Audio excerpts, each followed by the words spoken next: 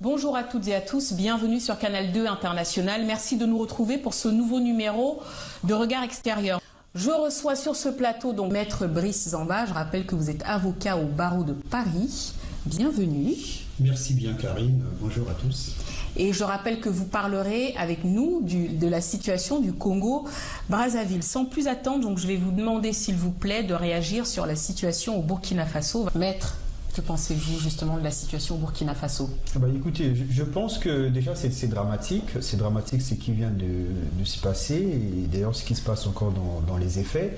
Et moi, ce qui m'interpelle le plus, c'est le timing, c'est-à-dire que le moment pendant lequel cet attentat est survenu. C'est-à-dire c'est juste au moment où le Burkina Faso vient de clore un processus de transition réussi brillamment avec un chef d'État qui a prêté serment et qui a donc décidé de prendre des mesures courageuses pour remettre le Burkina sur le droit chemin.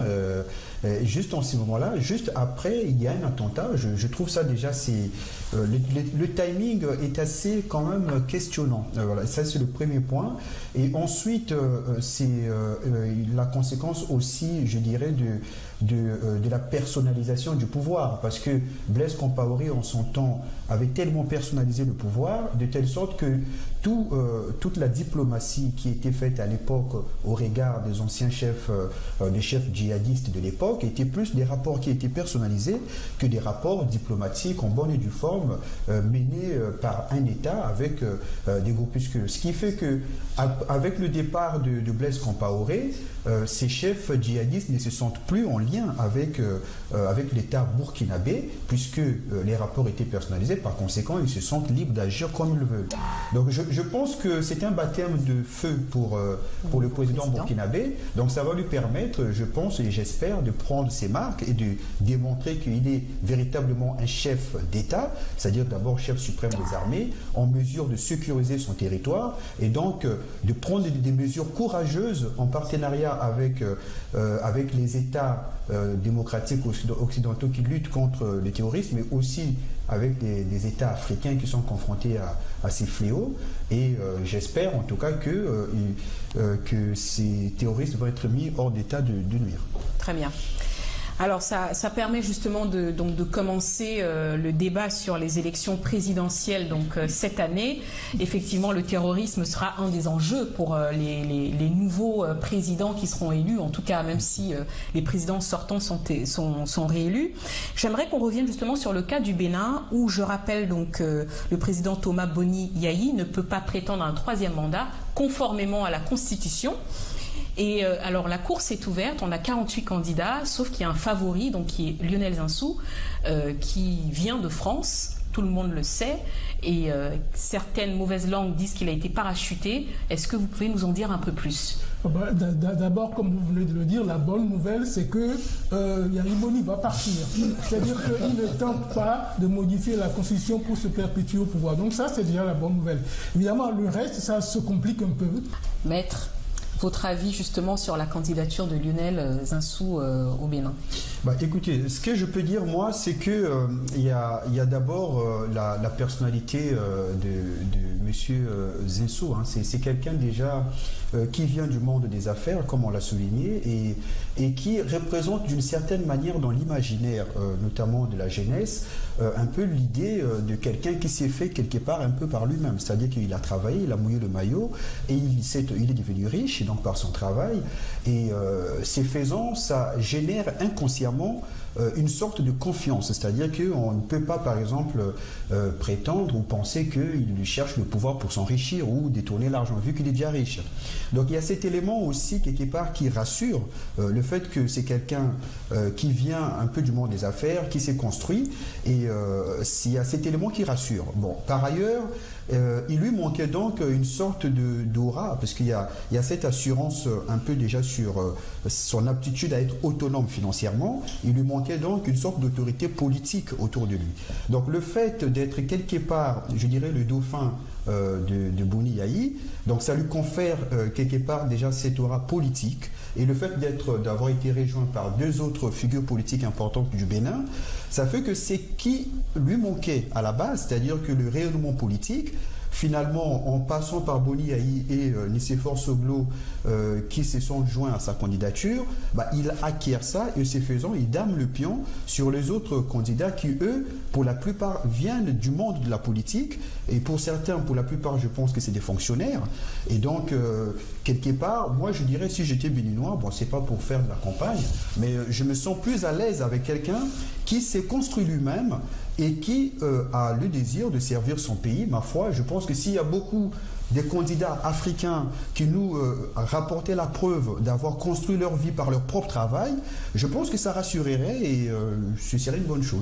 Maître. Voilà. C'est-à-dire que moi, ce que je dirais, c'est que c'est vrai que dans la jeunesse, c'est pas forcément lié à l'âge, parce qu'on peut être d'âge avancé et être jeune, notamment dans les propositions qu'on fait, dans son profil aussi. Et je pense que Zissou, il a beau avoir 60 ans, mais en tout cas, dans sa façon de faire la politique au Bénin, il apparaît comme quelqu'un de tout à fait nouveau. Il est frais, on dirait, dans sa démarche, parce que c'est assez, ça sort un peu des sentiers battus. Puisqu'en général, en Afrique, les candidats sortent du sérail du politique. Oui. C'est souvent, ils sont là, dans le pays, ils ont été dans tel parti, souvent ils ont quitté tel parti pour aller dans un autre parti, pour créer... Mais dans la démarche de Zissou, c'est tout à fait neuf. C'est une démarche qui est neuve, dans le sens où il vient de la diaspora, il fait différemment. Il arrive sur le terrain, il crée une fondation, il crée une société, il s'occupe, il constitue un modèle pour les jeunes, un modèle de réussite déjà, un modèle aussi de travail. Et comme l'a dit le professeur, c'est que la diaspora, ça envoie un signal que le renouveau véritablement de la politique en Afrique, la diaspora a un rôle important à jouer. Voilà, donc c'est un signe fort. C'est un signe fort de l'apport de la diaspora dans le renouvellement de la politique en Afrique. Super. Alors je vous propose justement, comme on a très peu de temps, de parler de la situation. On va commencer par le Congo-Brazzaville, parce qu'effectivement, les élections étaient annoncées pour le 20 mars. Oui. Prochain. Donc le président Sassou a fait changer la constitution. On en a parlé sur ce plateau d'ailleurs. Tout à fait. Et donc il peut prétendre à un nouveau mandat après 32 ans de règne. Qu'en pensez-vous? Écoutez, ce que je peux dire moi, c'est que vous savez, au Congo-Brazzaville, il y a la constitution du 20 janvier 2002 qui avait bien posé des limites intangibles, c'est-à-dire des dispositions qu'on ne pouvait pas réviser. Mais M. Denis Sassou Nguesso a estimé que le problème, ce n'était pas lui, c'était la Constitution. Donc c'est à la Constitution de changer et pas lui. Le texte, voilà, donc la Constitution, déjà, on peut modifier la Constitution. Oui, c'est-à-dire que la Constitution du 20 janvier 2002, comme toutes les constitutions, on peut les réviser. Seulement, dans cette Constitution, il était prévu qu'il y a une mesure qui ne pouvait pas être modifiée, c'est la mesure sur le nombre de mandats.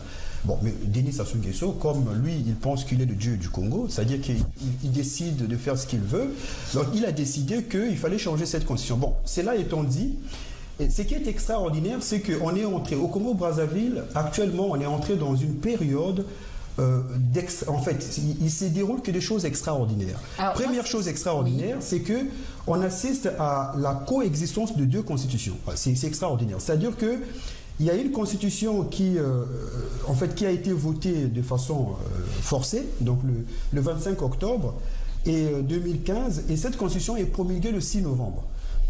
Au même moment qu'elle est promulguée, donc il y a le ministre de la Justice, M. Aimé Emmanuel Yoka, qui dit à la télé que voilà, une fois que donc la Constitution est promulguée, la nouvelle, l'ancienne Constitution ne produit plus d'effet. D'accord. Mais alors au même moment, on nous dit que non, les institutions... Maître, juste avant de parler justement des constitutions, qu'en est-il de l'opposition? Parce que là, le 20 mars, c'est dans 2 mois, donc c'est demain. Est-ce qu'on pourrait savoir justement s'il y a une opposition qui est organisée? Écoutez, moi, c'est une très bonne question, hein, parce que je pense que la vraie force du président Denis Sassou Nguesso, c'est l'opposition. Voilà. C'est-à-dire que ça semble un peu paradoxal. Bien sûr. Moi, je dirais que le président Denis Sassou Nguesso fait ce qu'il fait parce qu'il a l'opposition qu'il a en face de lui.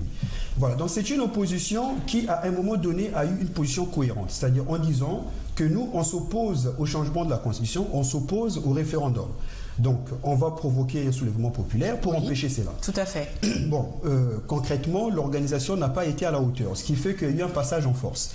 Alors, à l'issue de cela, et par extraordinaire, il y avait des jours de désobéissance civile qui étaient prévus, ça n'a pas été respecté parce qu'on nous a dit qu'il fallait enterrer les morts et réfléchir.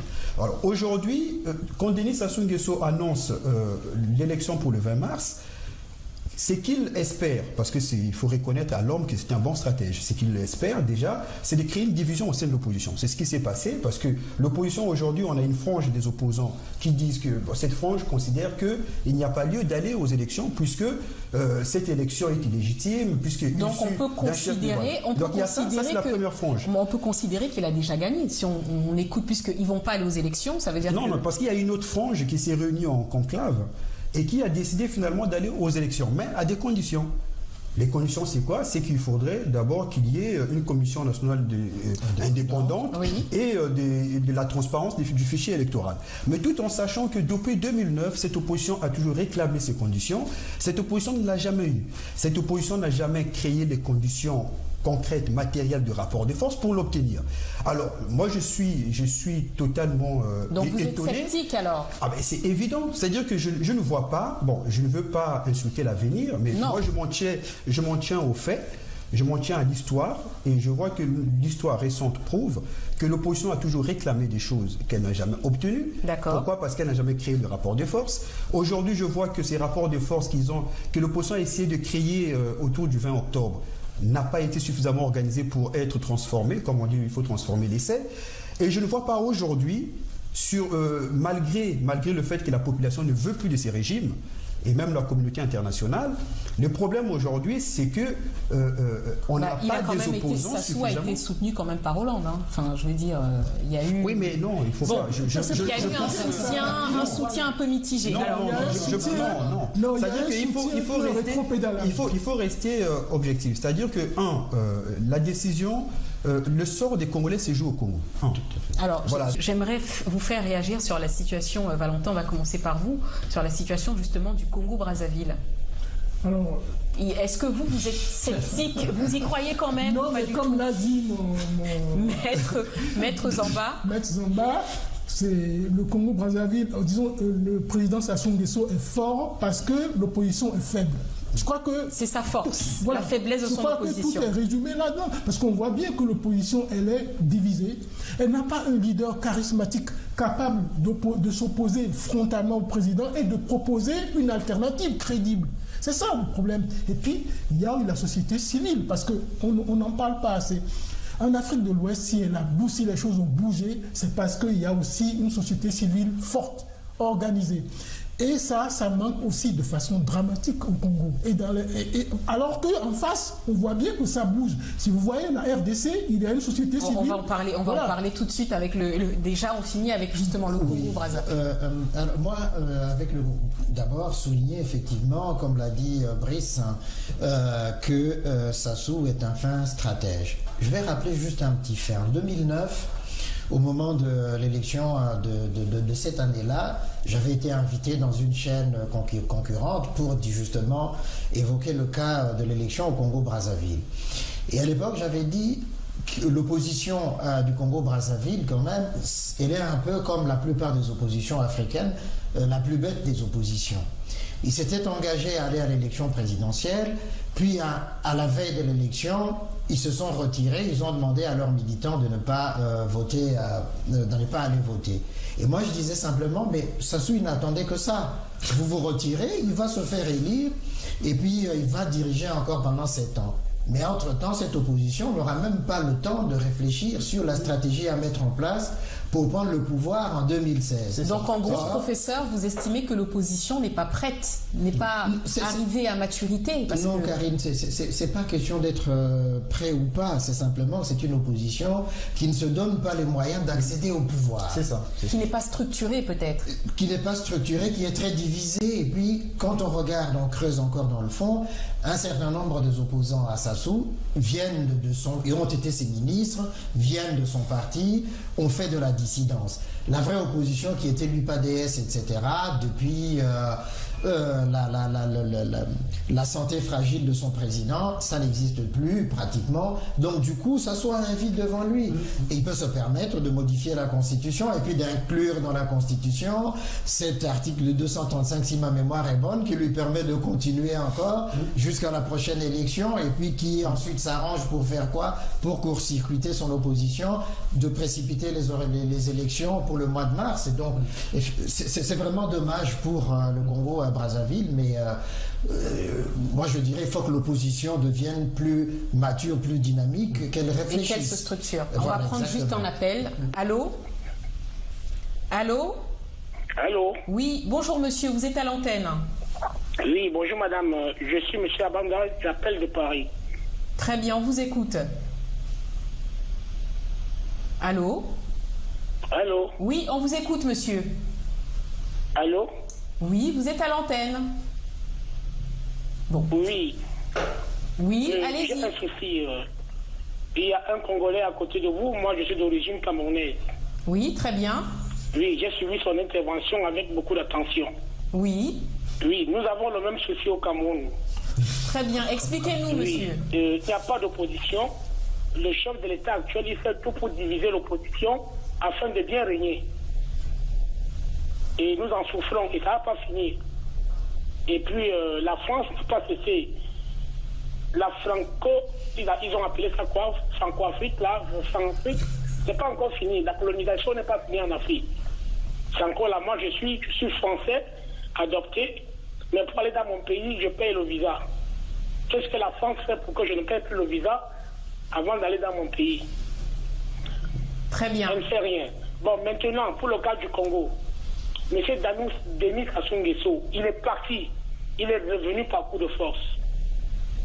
L'opposition a tenté de se soulever. Mais après, elle a été bernée. L'opposition, elle a été bernée.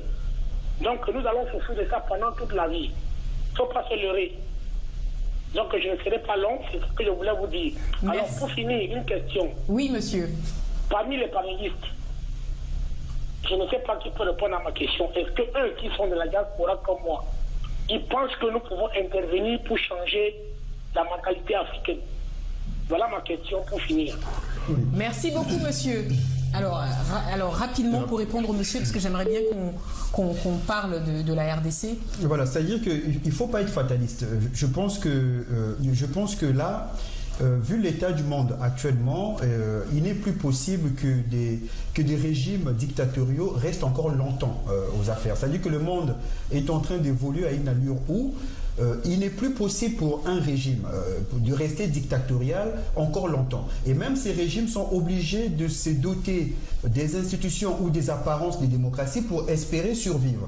Donc ce qui veut dire que nous, qui sommes de la diaspora, nous avons un rôle important à jouer. Parce que nous sommes ici, nous sommes instruits d'ici, des principes, comment ça se passe ici. C'est à nous d'aider et d'influer pour que les choses changent de l'intérieur, mais plus par la société civile que par le politique. Et c'est là où l'apport de mon confrère d'à côté est très très important. Voilà, très bien, merci. Alors j'aimerais juste avant qu'on passe au deuxième sujet, qu'on parle un peu du cas quand même de la République démocratique du Congo, même si la date n'est pas encore connue, en tout cas, est-ce qu'il y a une date officielle des élections présidentielles? Logiquement, le mandat de Joseph Kabila s'achève. Oui, lapsus. C'est un beau lapsus. En fait, aujourd'hui, ils sont en train de fêter l'anniversaire de sa mort à Kinshasa. Donc voilà. Mais Joseph Kabila s'achève en novembre de cette année-ci. Oui. L'élection présidentielle doit avoir lieu 90 jours avant la fin de cette date-là.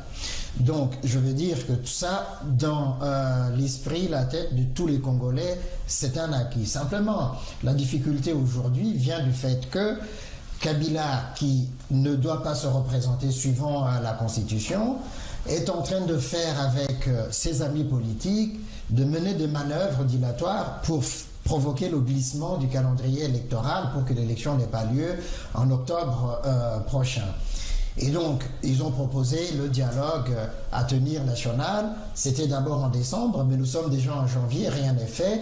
Et là, on en revient à la question qui a été posée tout à l'heure de l'opposition. Oui. C'est une opposition qui n'est pas capable aujourd'hui de mobiliser la population pour dire, même si la société civile par ailleurs est assez vigilante, et on peut compter sur cette société civile, pour dire, nous, le dialogue, vous faites tout ce que vous voulez, nous savons que cette année, c'est l'année électorale, nous commençons notre campagne, nous allons mener campagne à travers le pays, informer la population, et donc du coup, pour le moment, ils sont un peu endormis par cette idée du dialogue. Donc en fait, Joseph Kabila, si j'ai bien compris, ralentit le calendrier électoral volontairement pour rester au pouvoir. Exactement. Donc en tout cas, c'est bien parti pour. Je ne sais pas, mais en tout cas, la population, elle est très très vigilante.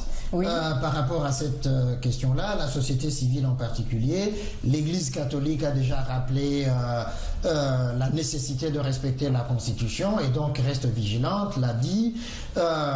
Les jeunes de Filimbi et autres de la société civile sont vigilants. L'opposition aussi en même temps a rappelé au fond que si on veut aller au dialogue, on peut faire tout ce qu'on veut, mais il y a une chose, il n'y a pas de glissement du calendrier électoral et puis il n'y a pas de Kabila au pouvoir en novembre prochain. Très bien. Oui, j'ajouterais qu'il y a aussi la communauté internationale, les États-Unis en particulier, qui font une pression terrible sur... Pardon Valentin, je vais vous couper parce qu'on a un appel de la Centrafrique, je crois. Allô? Allô? Ah, bon, on a perdu notre... Pardon, je vous laisse... Oui, donc je disais qu'il y a aussi la communauté internationale, en particulier les États-Unis, qui font une pression et qui exercent une pression vraiment énorme sur le Kabila, et on ne sait pas jusqu'à quel point il va résister. Et puis je pense qu'il y a aussi une personnalité qui est passée aujourd'hui dans l'opposition. C'est l'ancien gouverneur du Katanga, Moïse Katumbi, oui. Et qui est une personnalité très respectée et très populaire dans le pays. Alors peut-être que son entrée dans l'opposition peut faire basculer les choses. On l'espère. Alors je rappelle que donc c'est le premier débat qu'on fait de l'année sur les élections présidentielles en Afrique. On va en faire plusieurs. Là pour l'instant on a plus parlé du Bénin, mais on parlera largement du Congo-Brazzaville, de la RDC et des autres pays. Donc je remercie les invités de ce premier plateau. Merci encore. Merci encore de nous suivre. Rendez-vous samedi prochain à 16h30. Restez sur notre antenne sur Canal 2 International.